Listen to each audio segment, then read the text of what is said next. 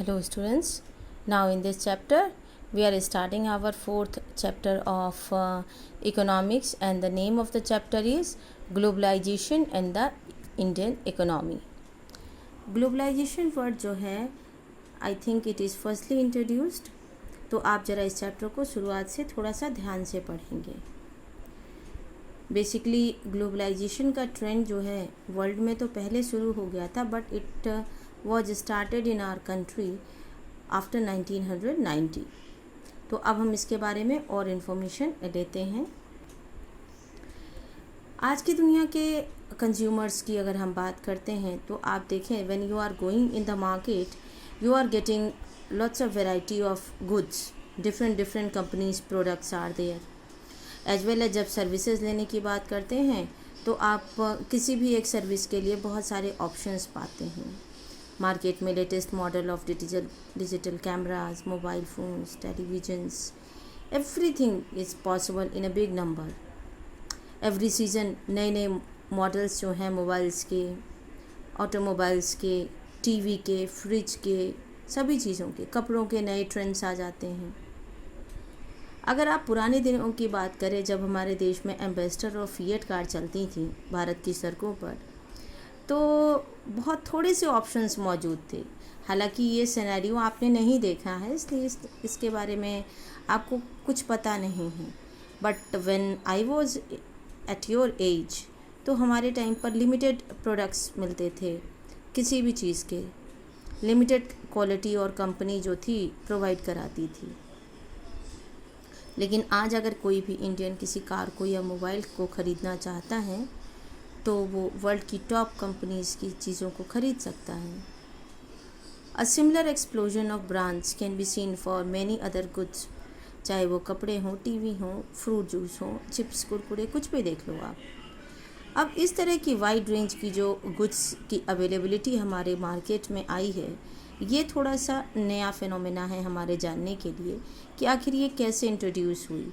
अलग अलग देशों की चीज़ें हमारे देश में आसानी से कैसे मिलने लगी. In a matter of years our market have been transformed a lot.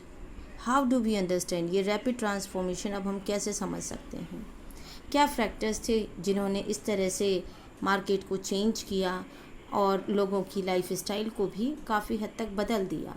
ये सारी चीज़ों की इन्फॉर्मेशन हम इस चैप्टर में लेंगे. Now the first topic is production across countries. Middle of the 20th century यानी 1950 के आसपास में क्या होता था, प्रोडक्शन जो था अधिकतर एक देश के अंदर में ही होता था. अब ये किस तरीके से, what cross the boundaries of these countries were raw materials. हम अधिकतर रॉ मटेरियल्स ही एक देश से दूसरे देश भेजते थे या मंगाते थे, कुछ फूड स्टफ्स और फिनिश्ड गुड्स को. आपने देखा था ब्रिटिश ने, जो हमारे यहाँ पर ब्रिटिशर्स ने कॉलोनियल गवर्नमेंट बनाई थी, तो वो भारत से रॉ मटेरियल को एक्सपोर्ट करते थे, फूड स्टफ को एक्सपोर्ट करते थे और इसके बदले में इंपोर्टेड गुड्स हमारे देश में लाकर बेचते थे. Trade was the main channel. व्यापार ही मुख्य स्रोत था जो अलग अलग दूर दराज के देशों को जोड़ता था. आपने ये भी पढ़ा होगा कि इंडिया में डच, पोर्तुगीज, फ्रेंच, ब्रिटिशर्स ये सब ट्रेडिंग करने के लिए आए थे ट्रेडिंग कंपनी के रूप में. This was before. ये सिनेरियो था बड़ी बड़ी कंपनीज़ के मार्केट में आने से पहले का. आज आप बाज़ार में बड़ी आसानी से मल्टीनेशनल कॉरपोरेशंस को देखते हैं एवरीवेयर. अब एक मल्टीनेशनल कॉरपोरेशन कब बनती है, कोई कंपनी जो है, कोई इंडस्ट्रियल सेक्टर जो है, वो कब अपने आप को वो इंडस्ट्री एमएनसी के रूप में सेट करती है? जब एक इंडस्ट्री, एक कंपनी अपने देश में तो व्यापार करती ही है, अपना प्रोडक्शन करती है, लेकिन इसके अलावा वो और दूसरे देशों में भी जाकर व्यापार और प्रोडक्शन करती है, तब वो एमएनसी बन जाती है. एमएनसी अपना ऑफिस, फैक्ट्रीज जो हैं प्रोडक्शन के लिए अलग अलग रीजन्स में इस्टेब्लिश करती है और ये रीजन चुनने समय में वो देखती है कि उनको बहुत आसानी से चीप लेबर और बाकी रिसोर्सेज मिल जाएं, जिससे कि उनका मुनाफा बढ़ता चला जाए. क्योंकि ये सारा काम जो है वो अपने प्रोडक्शन को लो कॉस्ट पे करवा कर ग्रेटर प्रॉफिट्स को अर्न करने के लिए करती है. इसमें देखें एक छोटा सा टॉपिक है, spreading of production of MNCs.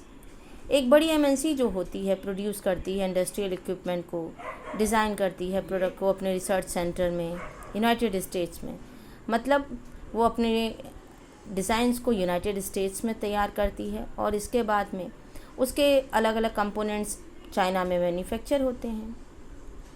These are then shift, इसके बाद में वो उन चीज़ों को मेक्सिको और ईस्टर्न यूरोप तक लेके आते हैं, जहाँ पर इन सारे प्रोडक्ट्स को जो अलग अलग भागों से बने थे इनको असेंबल किया जाता है और इसके बाद में फिनिश्ड गुड तैयार होता है। और इसके बाद जब फिनिश्ड गुड बन के तैयार हो जाता है तब वो कंपनी जो है जो कि अमेरिका की है वो अलग अलग हिस्सों में भेजती है बेचने के लिए। इसी बीच में कंपनी क्या करती है, अपना जो कस्टमर केयर सेंटर होता है वो उसके लिए अपने कॉल सेंटर जो हैं भारत में बनाती है। अब आप देखो कि यह कितने जगहों पर अलग अलग काम कर रही है।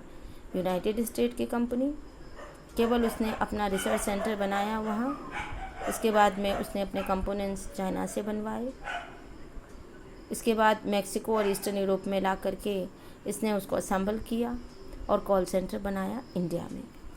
तो ये एग्ज़ाम्पल जो है एमएनसी का वो आपको न केवल ये बताता है कि किस तरीके से ये विश्व के अलग अलग भागों का इस्तेमाल करते हुए अपने प्रोडक्ट्स को बनाती है।